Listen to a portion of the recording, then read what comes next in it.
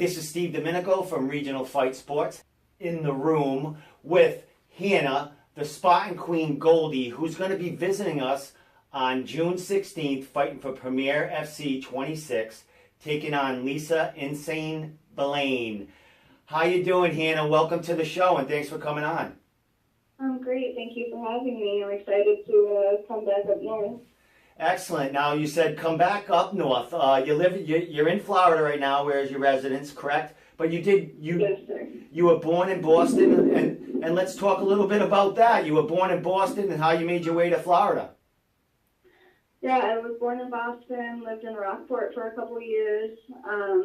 Then we moved up to Vermont, and I was there until I graduated high school, and traveled a little bit. Kind of got that out of my system and ended up in Florida, near the ocean and the sunshine. Excellent, excellent, excellent. Now, next question. How'd you end up in martial arts? Yeah, I mean, it was always kind of like a dream of mine to just see as many places as I could.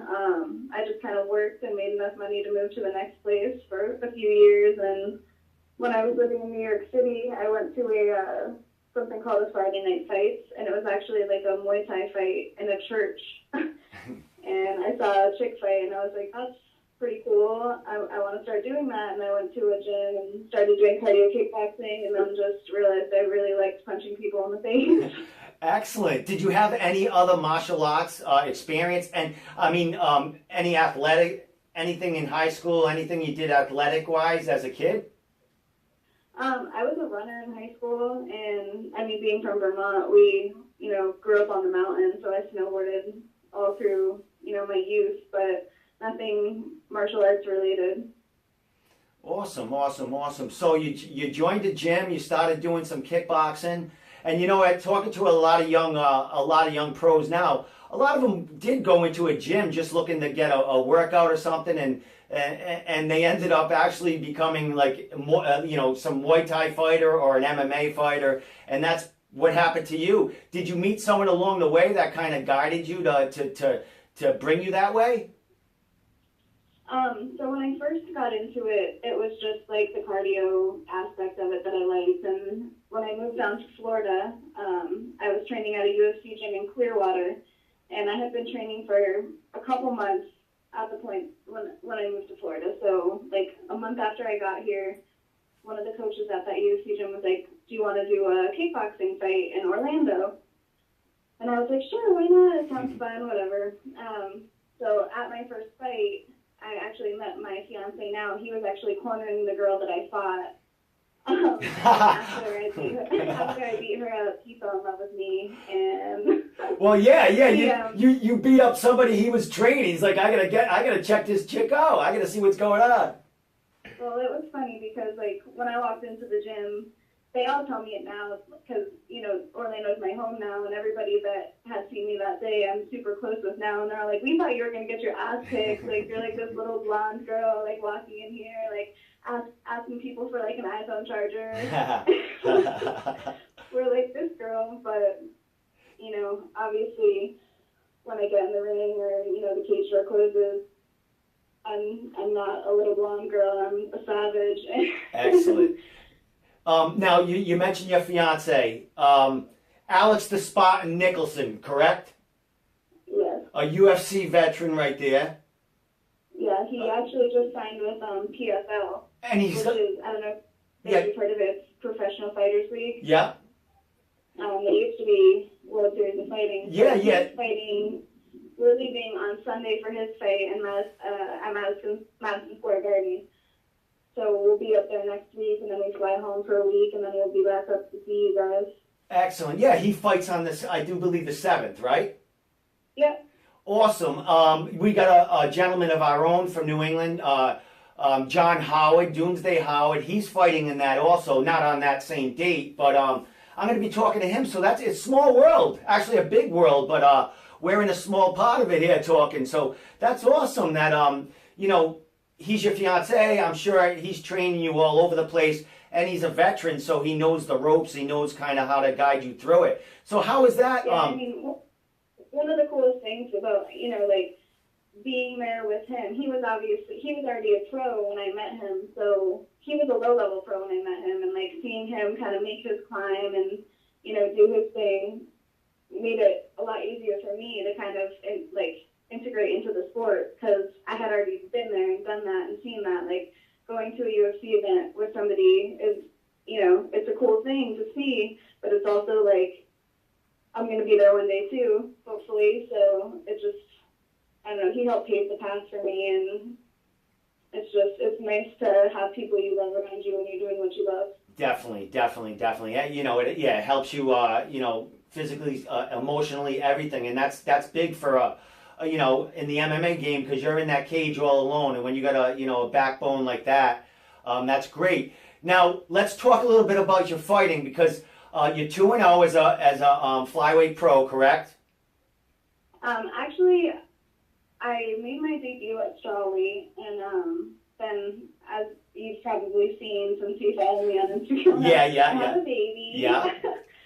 He's 11 months old. I took my second pro fight 6 months after I had Odin, and I decided to take it at 125 because I was still breastfeeding, and I didn't want to cut the weight.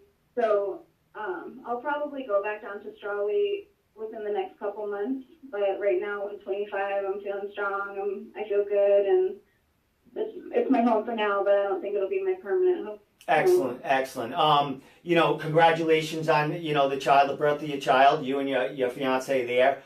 Yeah, and like you said, following you on Facebook or Instagram, you're a big fitness family there, and you talk about coming back 6 months or so after you had the baby. Looking at you, it looks like you are like a fitness guru. I mean, you're in top like physical condition. I mean, and that's at 120, fighting at 125 pounds. What do you live and breathe in the gym? I would imagine.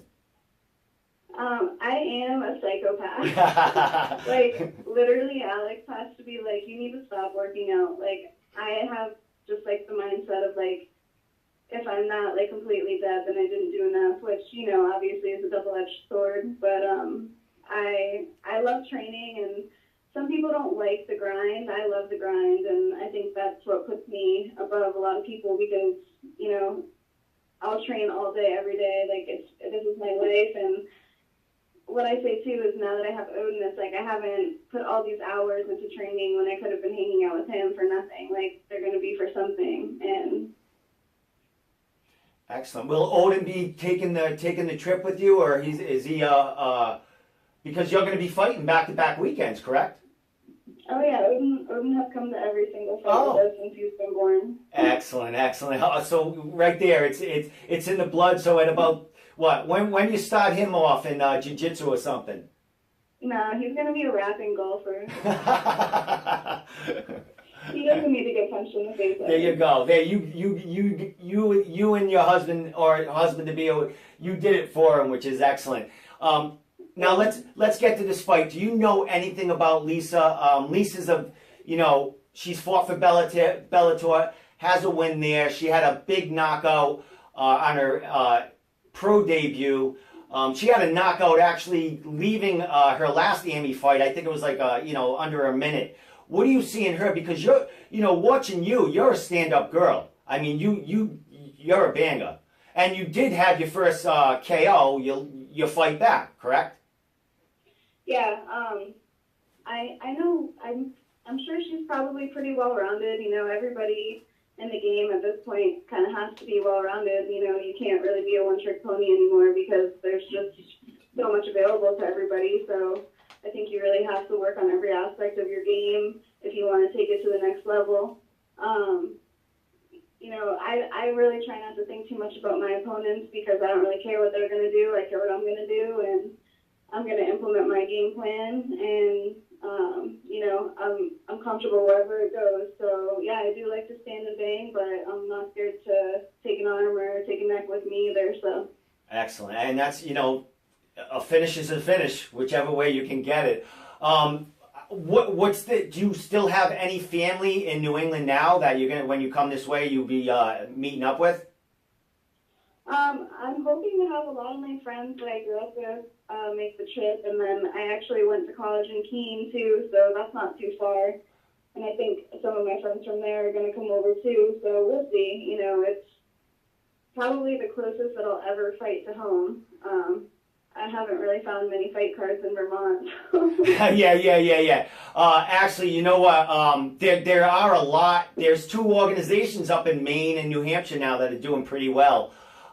So, you know, in New England, MMA is evolving big time. So, you know, glad to have you back fighting here. How did you, last question I'm going to ask you before your shout-outs, how did you get in touch with Premier FC? How did you actually, because I know Karen well, because I've covered Premier, you know, plenty of times. How did that fight come about? How did you get contacted by Karen? Actually, one of my first coaches from Clearwater, Ralph Garcia, he owns APT Tampa, saw her status about needing a 125er, and he put us in touch, and she liked the matchup, and, you know, she got it all done super quick, and she was excited about it, so it worked out well. Excellent. Yeah, the one thing about, not one thing, but one of the, a great thing about Premier is she's very professional. She takes care of everything. She's on top of everything. It's a great promotion. You know, we have a lot of great fighters that fight in there. It's a big card. And we're glad to see you come here and, you know, show your stuff. I mean, you're 2-0. You had a layoff from having Odin, which now you're back in the game. You're fighting at flyweight, but you're going to be dropping down. So I'm interested to see you at the flyweight level, and then, you know, what's going to be next for you. So, Hannah, last thing, shout out how we get in touch with you and all that good stuff. Yeah, you can follow me on Instagram. It's at Hannah Goldy, Facebook, Hannah Goldy. But yeah, thank you for having me on the show, and I'm excited to be back up there. And we'll see you guys in a couple weeks. Excellent. I wish your husband, your fiance, luck on his fight in a couple of weeks, and hope to get a word with him, also with you after the fight, and you know, and see how you like being back in New England. Oh yeah, for sure. He'll be coming off of a knockout, and hopefully I will too. So. Excellent. So it'll be a great interview. Yeah. All right, Hannah, the Spartan Queen, Goldy, fighting June 16th for Premier FC26, going against Lisa Insane Blain. It's going to be a huge fight for New England. Hannah, I appreciate you for coming on, and I can't wait to see the show. Thank you so much. All right, you take care.